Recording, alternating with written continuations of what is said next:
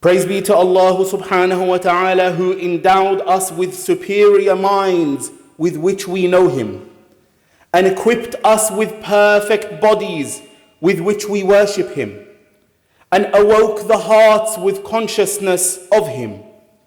Praise be to Allah subhanahu wa ta'ala, whose grace and giving are never ending. He provides for us while we are undeserving, and gives us even when we are not asking Him. Praise be to Allah subhanahu wa ta'ala, whose mercy and rizq are not seasonal, but continue to shower down on us and envelop us from His divine love. My dear brothers and sisters, we bade farewell to the month of Ramadan but 2 or 3 weeks ago, and prayed for its repeated return during our lifetimes. Many experienced highs of Iman, peaks of worship during the blessed month. But many of us struggle to see any lasting impact of that worship, of that tahajjud, of that recitation of Quran, of that dhikr, of that i'tikaf as well, of the lecture series which we listen to in person or online. And so, to put it accurately, those good qualities have not become part of us. So we must understand this reality, that our minds are divided into 2 parts: a conscious mind and a subconscious mind. The subconscious mind being the part of us which controls the system, controls our bodies, our digestion and our breathing and our heartbeat, and also controls our behavior. To the vast majority of our behavior, it operates it. And this is like the software which has been installed over years and years of repetition of the same actions and behaviors, which then becomes part of your subconscious mind. And then this is what settles into the heart, defining your very character, your khuluq. And what you do, it's what you do, without thought, without deliberation, without debate, without planning. It is what becomes you automatically. Your automatic responses are dictated, are decided, are operated in your subconscious mind. Then there is the conscious mind, and this is where information enters and is stored. Every lecture you've ever heard, every bayan you've ever sat in, every verse of Quran you've heard or you've recited, where does it go? It goes there into the conscious mind. And so when people want to become pious and good and start praying, and what's the first thing that they do? They say, they enroll onto courses. They start attending a lesson. They start to read more Quran. They start to perform more dhikr, read more books. And there's nothing inherently wrong with that, of course. But where does that knowledge go? It goes there. It's stored in that conscious mind. So what is the problem then? The problem is that the software which runs the system, our subconscious mind, may be dominated by a host of evil programs, evil applications. It is what is in control, what we have knowingly or unknowingly installed over many years, maybe since childhood, from arrogance and pride and a foul mouth, addiction to pornography, to drugs, to alcohol, jealousy, anger, laziness, abuse. These are the things that have made their way in over repetition for years. Again and again we repeat the same practices. So no matter how many lectures we listen to, no matter how many khutbahs we attend, no matter how many khutbahs even we give on sincerity and humility, if pride is in the heart, if pride is installed within the heart, then that program is what will run. It will operate the system. And whatever settles in the heart, dear brothers and sisters, whether it is good or bad, dictates all of our behavior. And this is the meaning of the hadith of the Rasul sallallahu alayhi wa sallam. أَلَا وَإِنَّ فِي الْجَسَدِ مُضْغَةً إِذَا صَلَحَتْ صَلَحَ الْجَسَدُ كُلُّهُ وَإِذَا فَسَدَتْ فَسَدَ الْجَسَدُ كُلُّهُ أَلَا وَهِيَ الْقَلْبُ. Indeed, there is a piece of flesh, a morsel in the body, which if it is pure, if it is good, then the whole body is good and pure and reformed. وَإِذَا فَسَدَتْ, and if it is corrupt, then the whole body is corrupt. Indeed, it is the heart. This gives us an idea of the power of the subconscious mind. So, why have the grand gestures of i'tikaf, of khatm, many khatms after the other during the month of Ramadan, Umrah, Hajj, Sadaqah? Why have these grand gestures, why have they not changed me? First, we must understand the problem. Knowledge enters the conscious mind and it remains stored as a memory unless you apply it and install it. Such as an operating system on your computer. You're running an old operating system and then you download the new one. Until you have installed it, what will operate the system? What will operate your computer? That old operating system. And so we are human. And as human beings, this body is the hardware. The software, dear brothers and sisters, is what we have installed within us into our subconscious mind. If you stream a movie on your TV, an action movie, and you expect to see Mecca and Medina, well, what have you put into the TV? What is running you?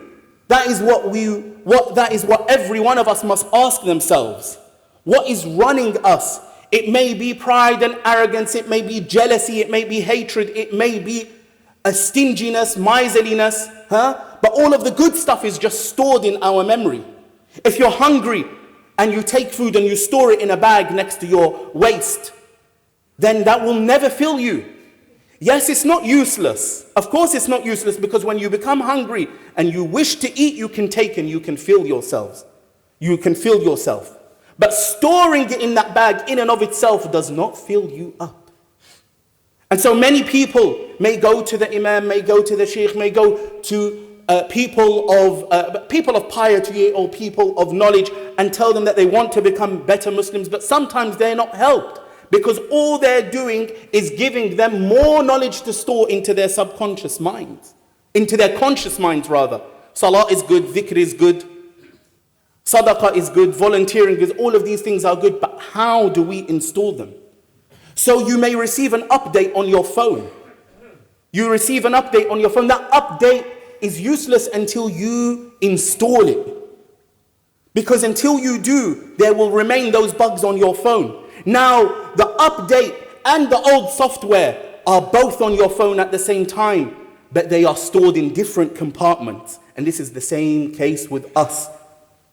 This is something I hope from my brothers and my sisters that they all understand. We all want to update ourselves. Everybody wants to become a better person, a better husband, a better wife, a better parent.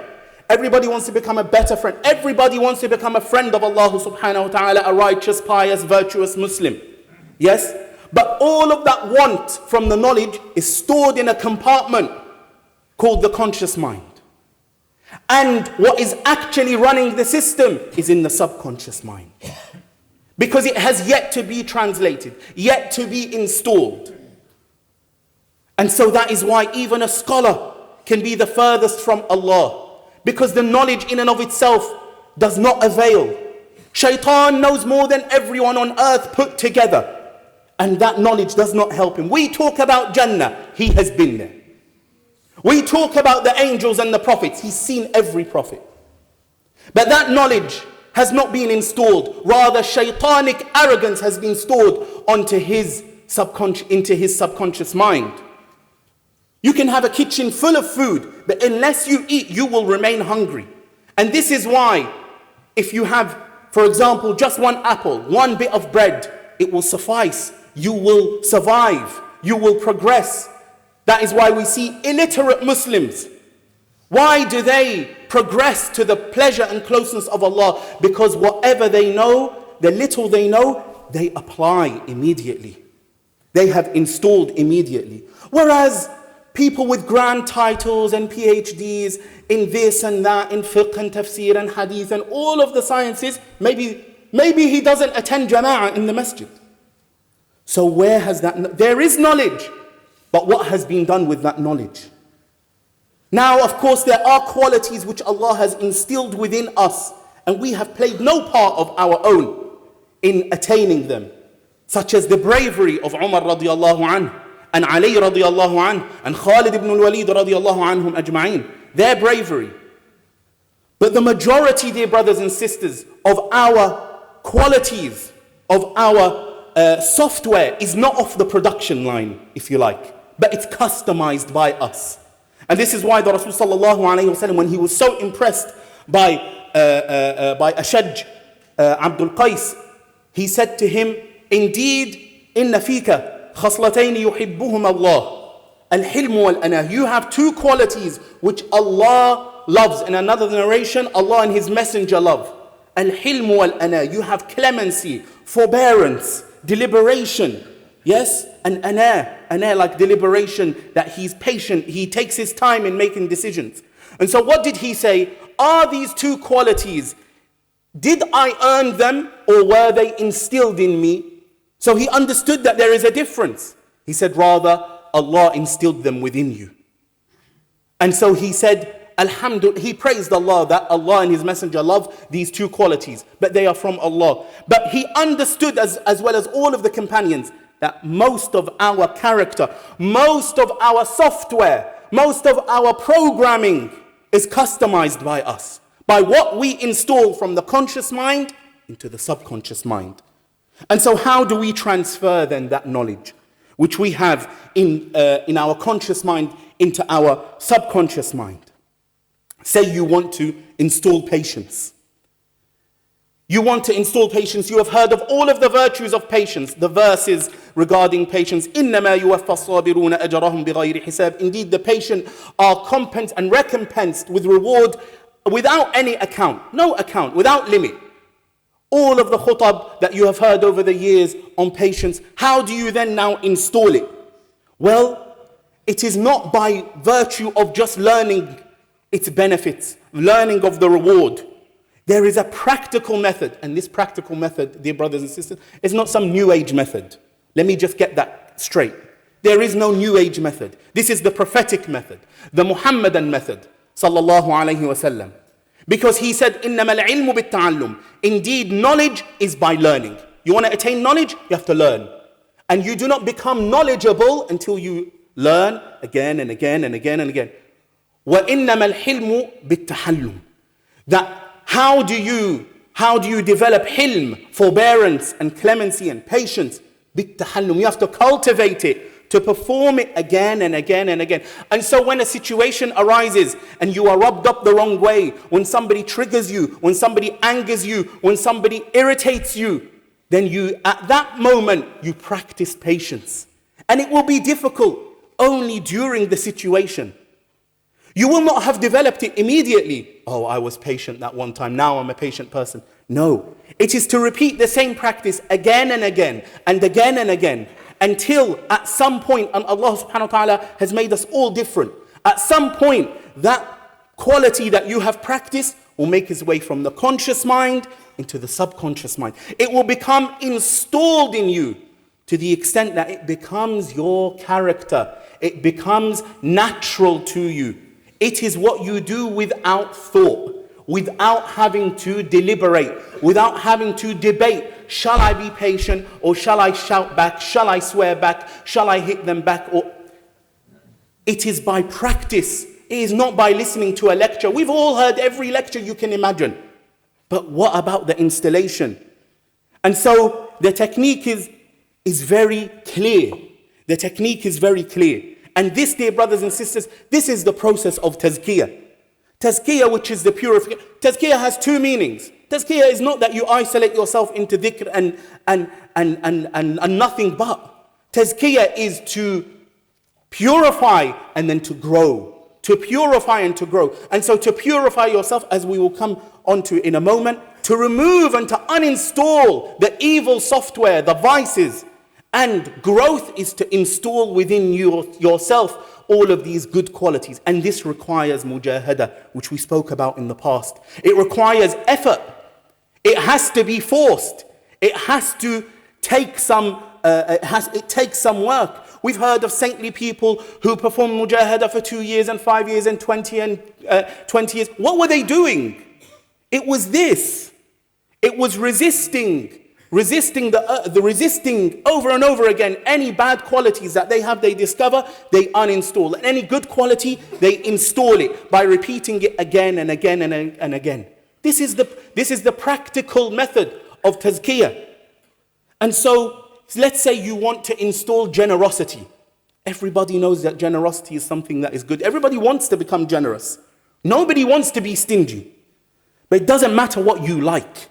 What is the program that is installed, that is running you? If the program is stinginess, read every book on generosity. You will never become generous until you start to force yourself to give. And do you give once or twice or 10 times? No, you give again and again and again and again until you continue to give without thought. So there's no end to it. It's not a tick sheet exercise. This is installing prophetic Muhammadan qualities into you. How do you think that is done? By listening to a 10-part series on YouTube. These are thirst builders. They will encourage you. They will motivate you. They will give you that knowledge. But that knowledge now needs to be installed. And the installation process requires that repetition again and again. The Messenger sallallahu alayhi wasallam was known before the Risala, before the message, as a Siddiq. Or a Sadiq rather, a Sadiq al-Amin, a Sadiq, the most honest. And is it because he practiced Sidq once, honesty once? It's because he practiced it again and again. And yes, Allah subhanahu wa ta'ala made the Rasul sallallahu alayhi wa sallam that way. But he is a blueprint of perfection. He's the template that we follow. And so, if you want to become a truthful person, then you practice Sidq again and again. And hence the Rasul sallallahu alayhi wa sallam, he said sallallahu alayhi wa sallam, alaykum bis-sidqi fa inna as-sidqa yahdi ila al-birr.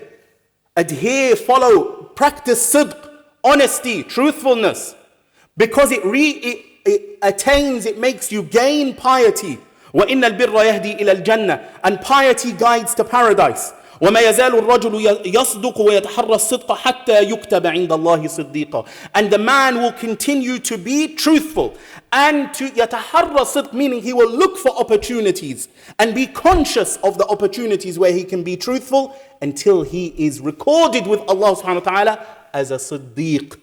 As a Siddiq.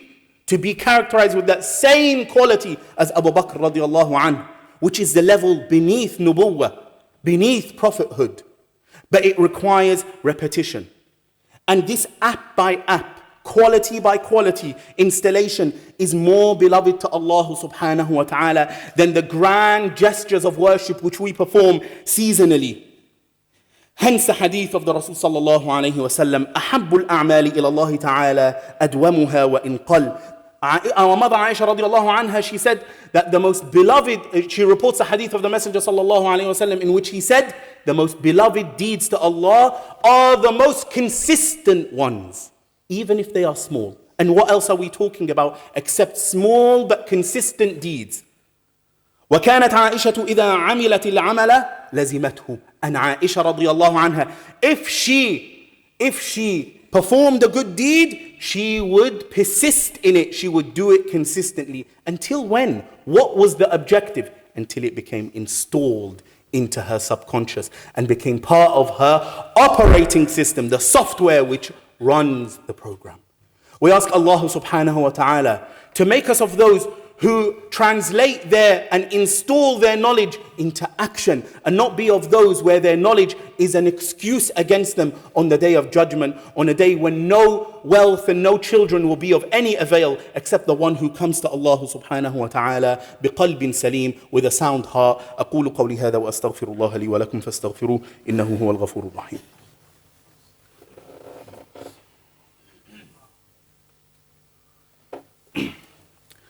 الحمد لله وكفى والصلاة والسلام على الحبيب المصطفى وبعد. Dear brothers and sisters, we spoke about installing.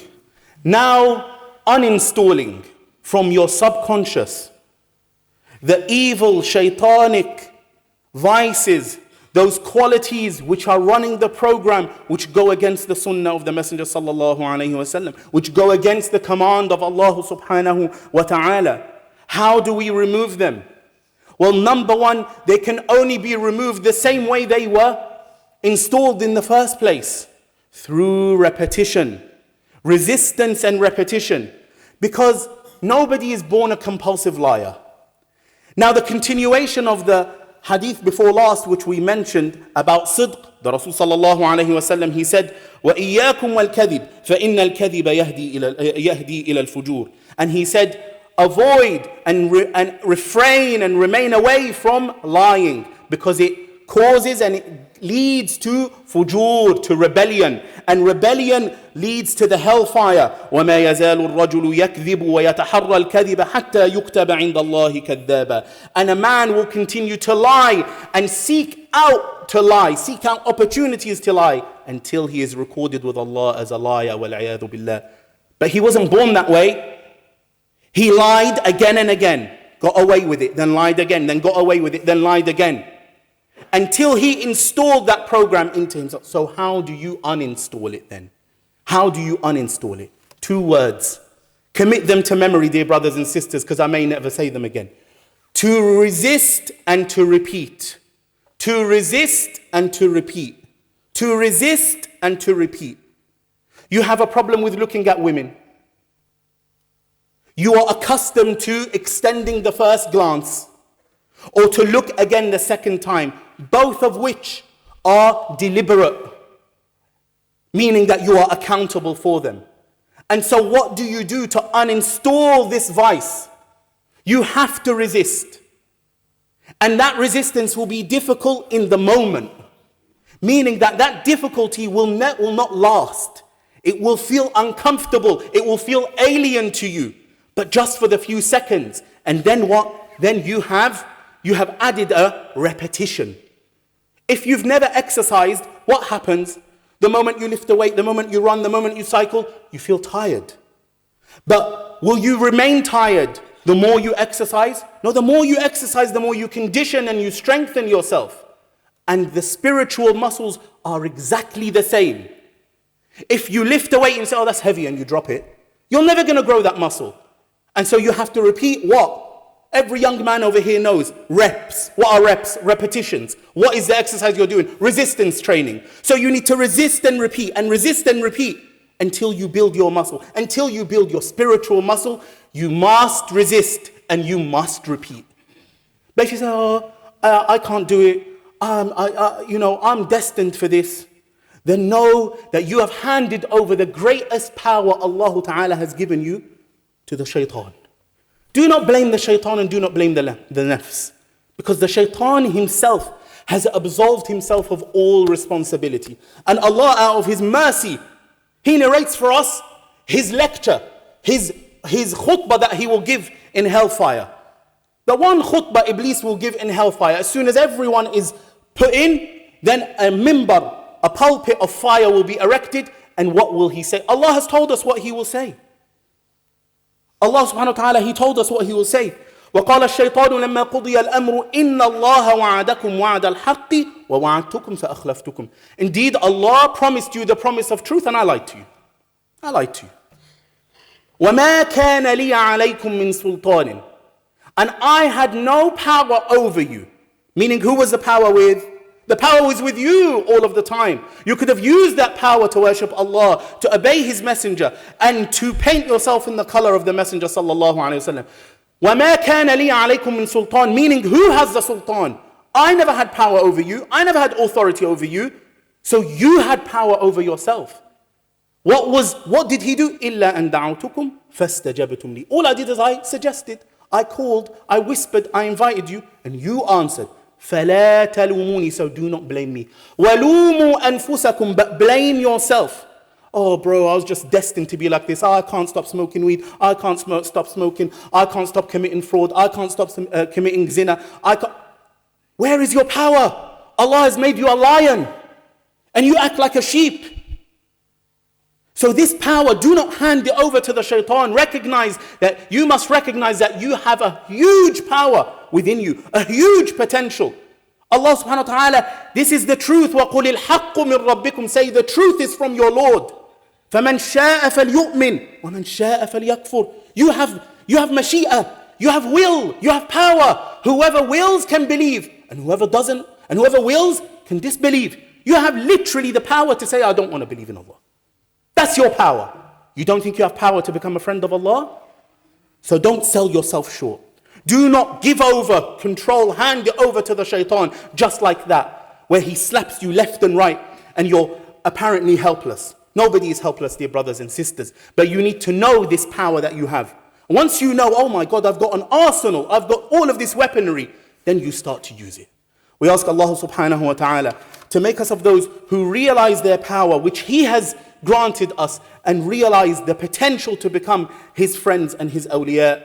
هذا وصلوا وسلموا على خير الأنام فإن الله أمركم بأمر بدأ به بنفسه وثنى بملائكة قدسه ثم بكم أيها المؤمنون فقال جل من قائل إن الله وملائكته يصلون على النبي يا أيها الذين آمنوا صلوا عليه وسلموا تسليما اللهم صل على محمد وعلى آل محمد كما صليت على إبراهيم وعلى آل إبراهيم إنك حميد مجيد اللهم بارك على محمد وعلى آل محمد كما باركت على إبراهيم وعلى آل إبراهيم إنك حميد مجيد اللهم أعز الإسلام والمسلمين وأذل الشرك والمشركين وأعلي بفضلك كلمتي الحق والدين اللهم أرنا الحق حقا وارزقنا اتباعه وأرنا الباطل باطلا وارزقنا اجتنابه عباد الله رحمكم الله إن الله يأمر بالعدل والإحسان وإيتاء ذي القربى وينهى عن الفحشاء والمنكر والبغي يعظكم لعلكم تذكرون اذكروا الله العظيم يذكركم واشكروه على نعمه يزد لكم وأقم الصلاة